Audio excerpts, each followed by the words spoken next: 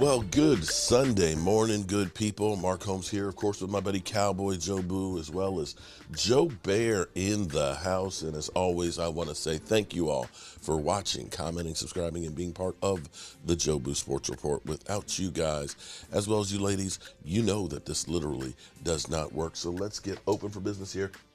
And let's wake up the football gods. You know, what a difference a week makes. It's Sunday morning. The coffee tastes so much better today than it did last weekend. Last weekend after the Denver game.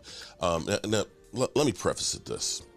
Let me say, don't get too excited about what you see in preseason and don't get too upset. Okay? Just don't.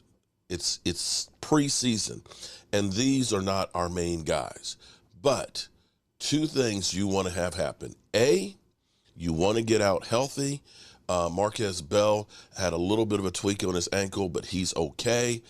Second thing is you want to get some work in for the second tier guys that are going to have to play valuable minutes. And I guess I'll put a third in here. Start deciding who is the players that you are going to keep on this team. You're not really scheming up against the opposition. You're not game planning against them. You're not trying too many exotic stuff with them. You're holding all that stuff for the regular season.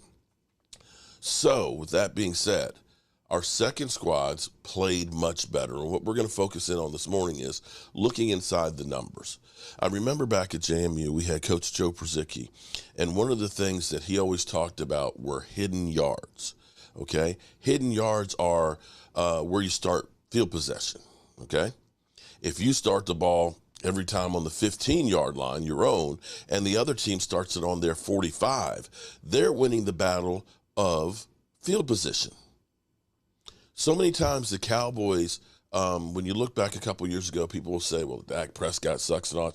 But the Cowboys, because of penalties, because of the defense not being able to stop people and things like that, they were losing the battle of field position. That means you need to have good kick returners and things. You know, if you end up, of course, always down in the ball, getting the ball at 25, that's one thing. Or if you have a guy who gets you an extra 5 or 6 yards, well, if you get 3 or 4 punts, then that's an extra 20, 25 yards of yardage that you are not going to have to go to score. That's one of those things that are key. And last night, for the first time in forever, we found out we actually have a kick returner in Tarpon. Tarpon, oh my God. You know, he's tiny, he's small, he's short. He gets lost in the crowd, and he's fast as hell. You know, we kill the Cowboys on not signing big-name free agents. Well, guess what? That guy is going to have an impact, and you have to say the Cowboys did pretty good at finding that guy as a free agent. No, he doesn't have a big name. No, he doesn't have a big contract. But what he's got is a guy who's got heart, a guy who's got moves, and that boy is fast. That boy is fast. And that helps your offense tremendously when you can get, boom, touchdown. Doesn't help your defense because they just came off the field. Now they're going right back on. But scoring points, of course, is always great. So as we go through here and look at the yardage and things, a couple of things I want to point out that I'm going to almost say that Tyler Smith, and I'll go into more of that later. I'm going to do some film breakdown and things, although 1 o'clock we will be doing a live stream following and seeing what the Eagles do. The first part of the game, we had so many Eagle trolls that were in here telling us how much we sucked. By the second quarter, they kind of disappeared. Kind of crazy, isn't it? So Tyler Smith ended up seeming like he got his NFL rhythm together, because Tyler Smith, you know, I think he had a penalty, at least 1 or maybe 2, but Tyler Smith made some tremendous blocks.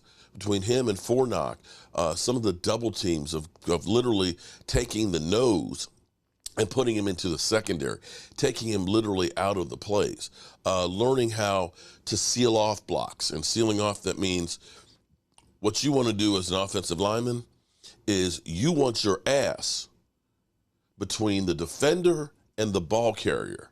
So that means you're stepping and swinging, swiveling your hips there, so that way they have to go around you. You are able to keep the defender off of the running back. The thing with Tyler Smith is Tyler Smith wants to take a guy to the ground every day. Every play, he wants to take a guy to the ground. But that's not always what you need to do. Sometimes it's just a matter of just getting in the way, and that back is gone. He'll learn. He'll learn to pace himself. He'll learn to go ahead and get those blocks. But definitely, you feel better about the left guard position.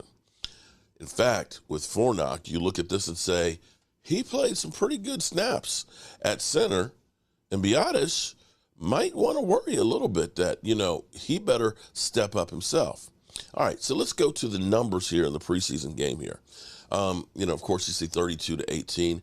I know what the talking heads are going to say, because here's the funny thing about when the Cowboys do something, okay? Last week, everybody was killing us and saying the Cowboys stink. They need to bench everybody that had a penalty. You're awful. You're terrible. This week it's going to be, well, it was just a preseason game. It doesn't matter. Doesn't matter. That's what's coming. That's literally what the Eagle fans were saying last night. It's just a preseason game. Last week, you're ass. You suck. You're the worst team ever. You won't win a game. You'll go 0-17. Oh, it's only preseason. Okay. All right. What they were saying last night in the Chargers game was literally, well, if you take the 2 kick returns out of there, then the Cowboys, of course, don't win. Okay. All right. That's fine. But guess what? They did get the 2 kick returns. But be that as it may, let's look at this team stats here, okay? The Chargers actually had more yardage than the Cowboys, 296 to 242. Passing-wise, the Chargers, 219 yards passing versus the Cowboys, only 127. With us getting 2 scoring drives from special teams, there were less opportunities for it. But here's the thing that actually makes me feel good. What makes me feel good is balance. Take a look at the rushing yards. We're seeing the polar opposite. Forgive me, I still have this bug, and it kind of, you think it's gone, and it kind of kicks back in. Today, it's really in my chest. I really feel it, so I apologize if I'm coughing or snorting.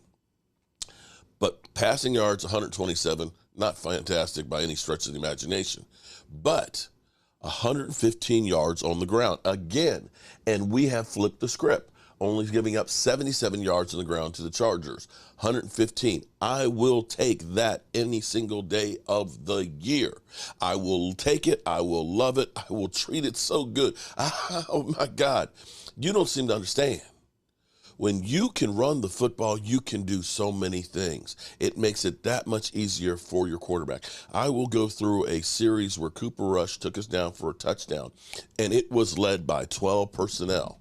And 12 personnel started it out by 2 great runs, and then they started play action, and they just marched down the field. It's not sexy like the 4 and 5 wideouts, but it is money in the bank. So the Cowboys were able to run the football. Take a look at the yards per play, 4.7 to 4.3. We were eating up almost a half a yard more every time we had the ball. Now, the thing that worries me, of course, now again, this isn't Dak, this isn't Zeke, this isn't CD, is our third down. 2 of 12 is abysmal. It's abysmal. You can't do that.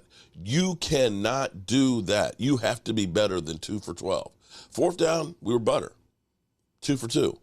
Total plays, we only had 52 plays, but again, because we had the 2 kick returns for scores, that's going to reduce the numbers down.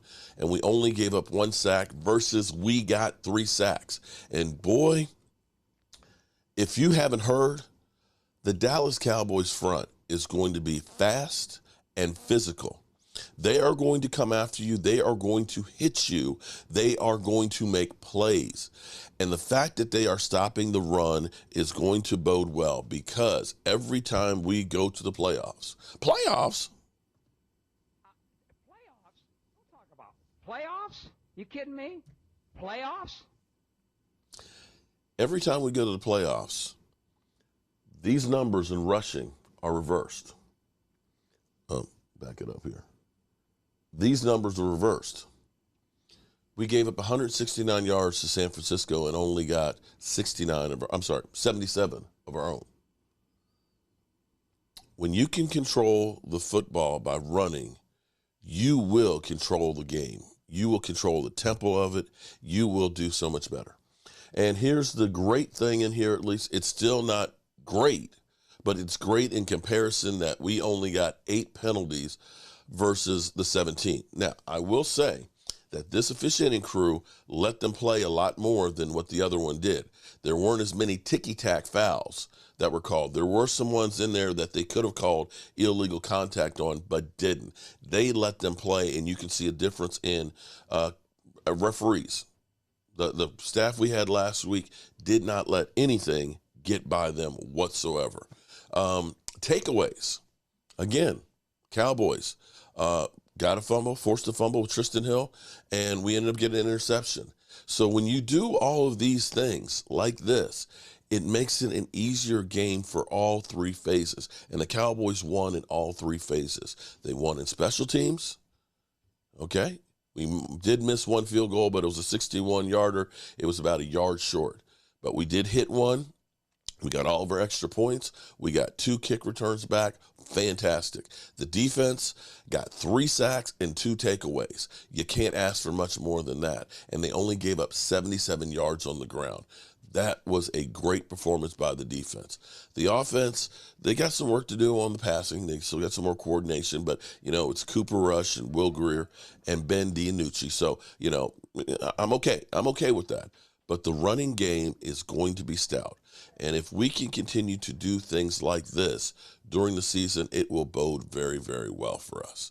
I want to go down to, let's do this a little bit more in more detail, because these are some signs of things that we will be able to do and numbers that you want to look at with some of these individual players.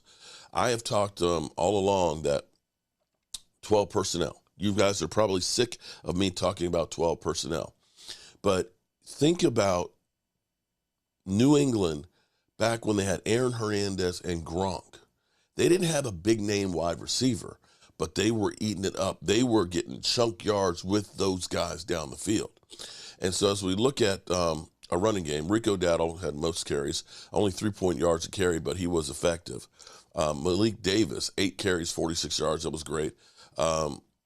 Aaron Simpkins, not so great, 8 carries, 20 yards, and so on. But that's not where I want to get in here.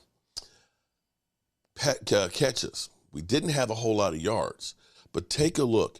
Jake Ferguson, 2 catches for 29 yards, 14.5 yard average. Jake Ferguson, great blocker. Great blocker. And so you put that together with having Dalton Schultz on the other side, this is where you're making up for an Amari Cooper. Jeremy Sprinkles can't do what Jake Ferguson does as far as blocking and catching. He just can't. Jake Ferguson will help to lessen the blow of some of the Amari Cooper situation, as well as Tony Pollard, because using Tony Pollard, they will get more passes to him. This is how you make up for the Cowboys' lack of having the great wide receivers. Now, don't get it twisted. I still worry if something happens to CeeDee Lamb, we don't have that experience. But I think that we're seeing an evolution of the Cowboys' offense with that 12 personnel and going back to ball control. Last year was more 3 wideouts, and we're just going to be letting it sling.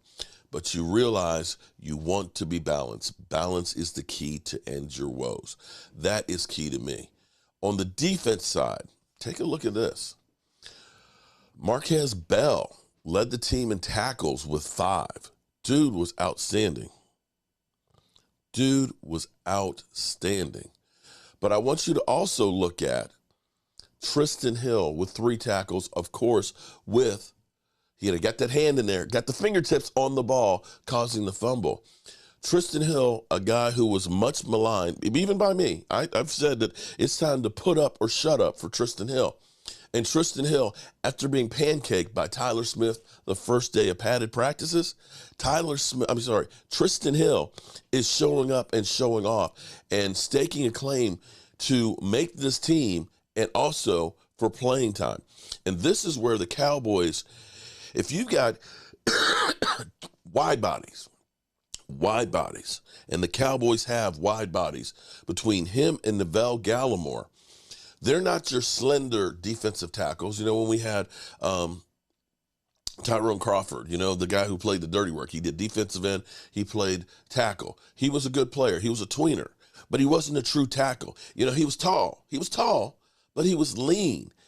When you need a tackle, you need a tackle. You need a guy who's got a belly. You want a tackle that's got a belly, but has a motor that can get up field.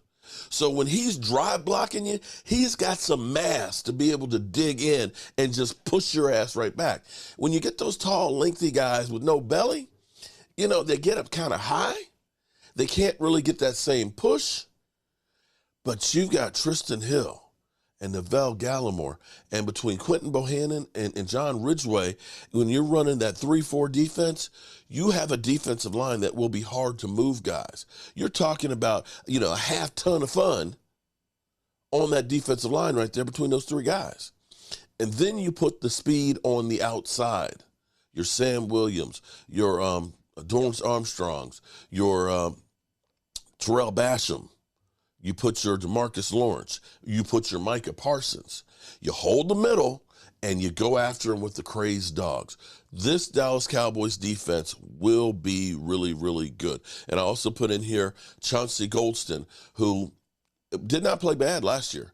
Got his chances here and there, is another guy that you are going to hear a lot about in here.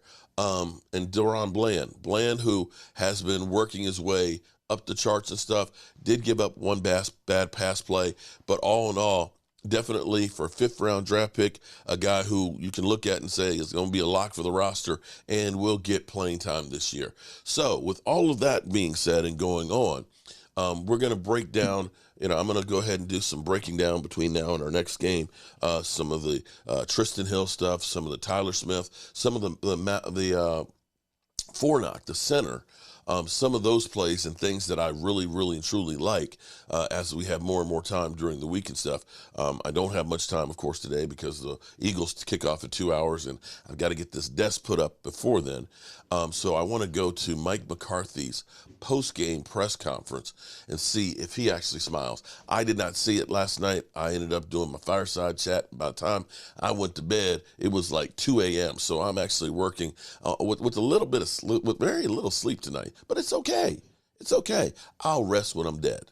Let's listen to our fearless leader, Mike McCarthy, who was literally out the door last week. You just talk about the impact that Turpin's 2 returns had on tonight's game, just what you've seen from him since you signed him and what he could give you this year. Well, I mean, definitely. He's such an exciting young player, and you can see it really from day one. Obviously, had a very successful run there with the USFL. Really, from the first day of practice. I mean, he came in, and frankly, I was really impressed the way he picked up the receiver. The receiver playing the language. But you can see, he's dynamic in the return game. So 2 excellent big plays, obviously set the tempo, and just like anything else, the reaction of his teammates. So every time you have a new player come into your program that makes an impact like that, it's unique. So that was a big lift for us. Prior to the 4-star squad, I know you knew he was fast, but I mean, just seeing him in person, seeing him go down the sideline, just talk about.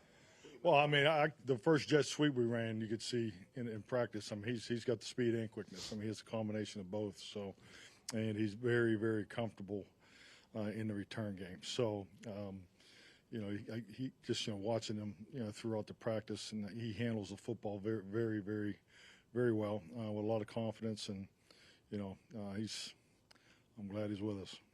You had a big day. Amen on that one. On the defensive side of the ball. Can you talk a little bit about between the big plays and him doing the dirty work as well? Yeah, I'm so proud of Israel, and just to watch his throughout the off season. I mean, there's the early workouts, the 4 days a week.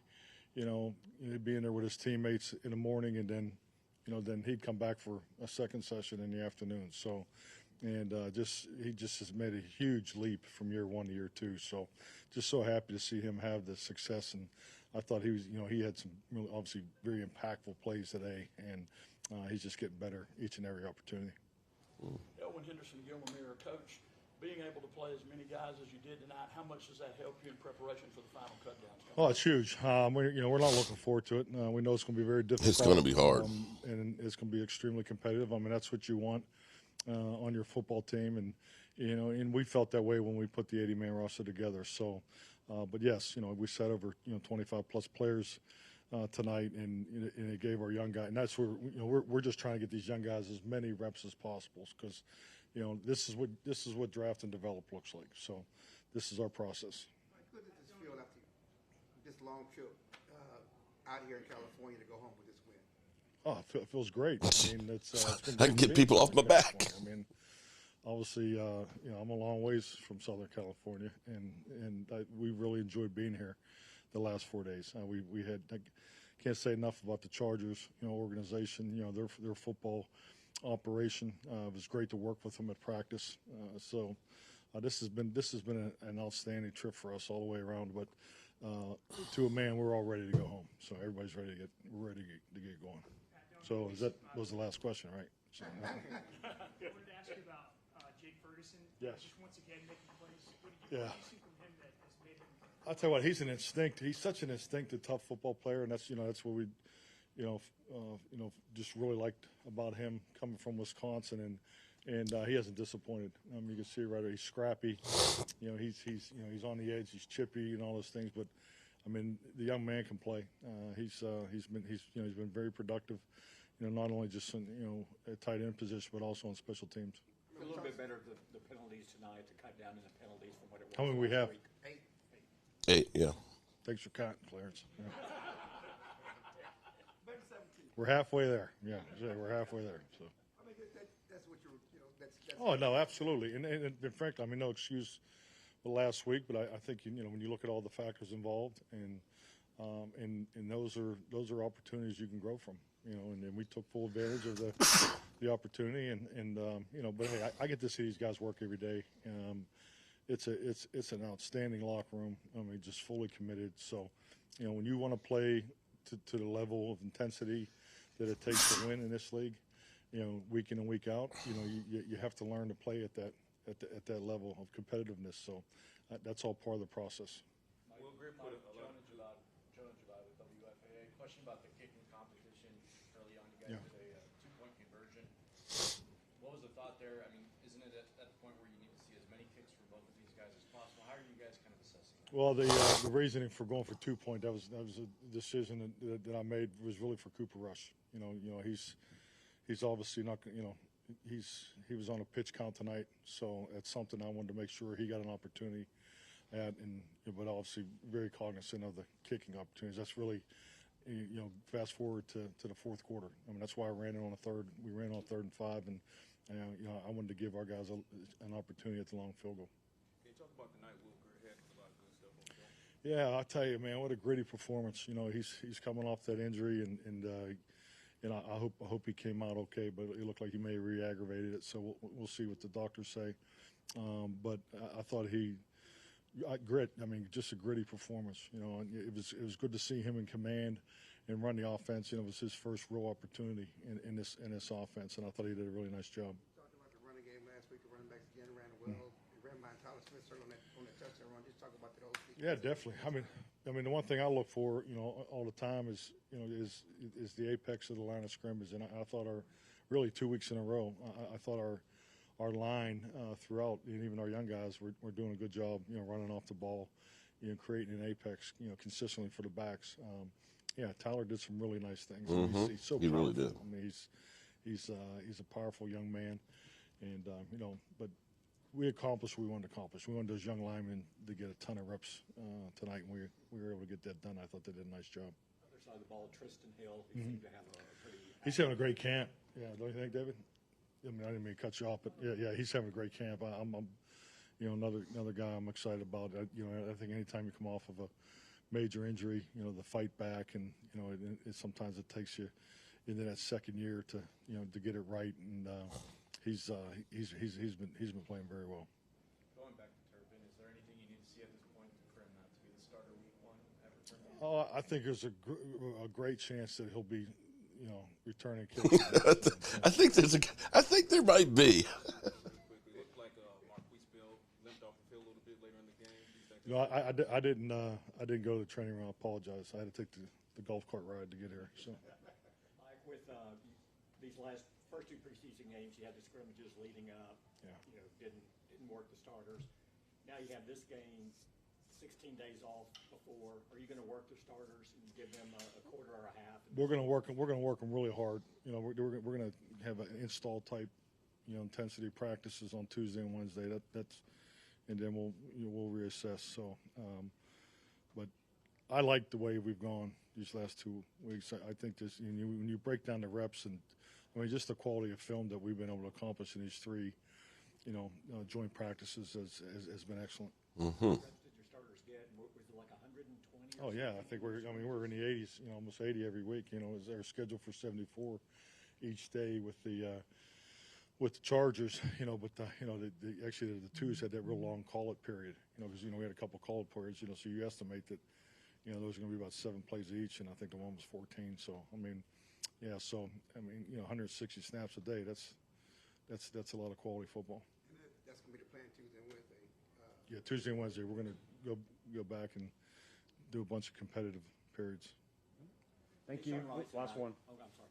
Sean Rice, a guy who's practiced well for you, and he's had some big plays given up in these 2 games. But what did you see tonight, and is there an issue with his confidence to keep it up? Well, we got to make sure we keep it up because he is a confident young man. I'm not really concerned about it, but I mean that's his play style, and he's another second-year player that's made a huge jump. He's put on a tremendous amount of strength. I think he's added over 10, 15 pounds.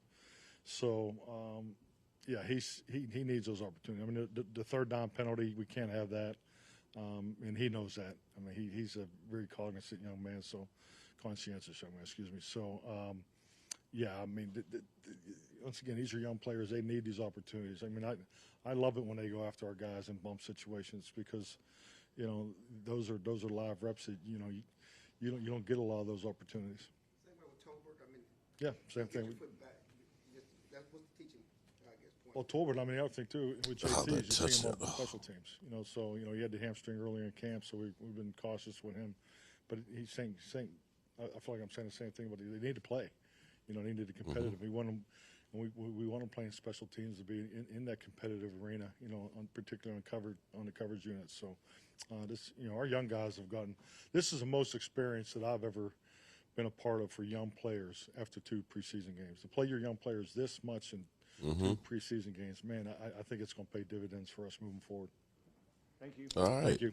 Trev? That's going to be key because, as much as we poo-poo preseason, it's true that these guys, what you typically see with rookies is, they might be okay to start the season, but as the season goes on, you'll see them actually get better. Diggs' rookie year, the first half of the season, he was terrible. Well, I won't say terrible. He wasn't great. But by the second half, he started getting to a stride. So to get these young guys the reps and things now to start really teaching them how to play, these guys are going to have to play. We're a young team. We're going to have players go out. And it's not so much your starters. It's really what do your second guys have to do.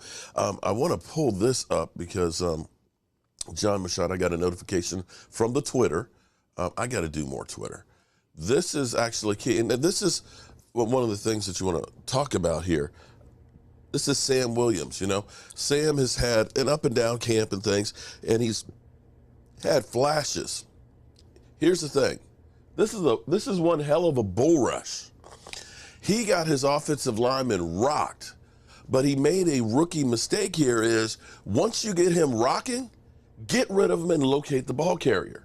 You see this? Look, he's got the guy freewheeling and literally went right past the quarterback. You rock him, you get rid of him, now you use your hands. And see, this is where you're talking about raw talent here. And to have that kind of strength to rock the offensive tackle like that, he just has to polish this off. That should have been literally a sack with him right smack dab in the quarterback's face had he gotten it down. And this is one of those things when they say it's valuable to get that experience. Great play, but it could have been even greater. So with that being said, I hope to see you guys in less than 2 hours to watch the Philadelphia Eagles. Like I said, I've got to fix the drain over here for my air conditioning unit. Floor drain is clogged up and don't want to flood the man cave down here, and definitely want my desk in place for my daughter. I'm Mark Holmes, and you know how we roll. Mark Holmes here. As always, I want to thank you all for watching. What a beast. And being part of the